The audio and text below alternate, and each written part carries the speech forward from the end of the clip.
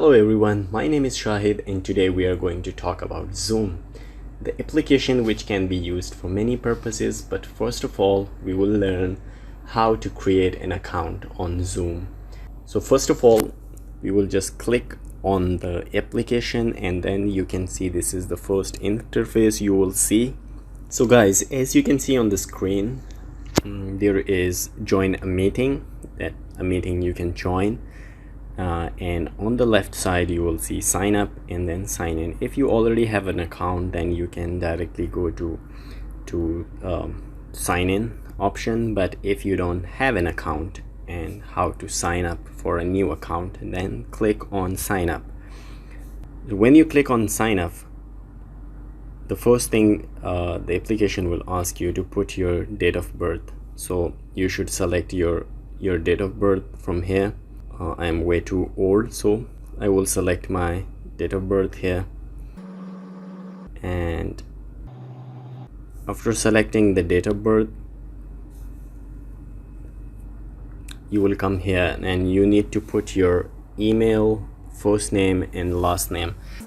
So I will put my email account here,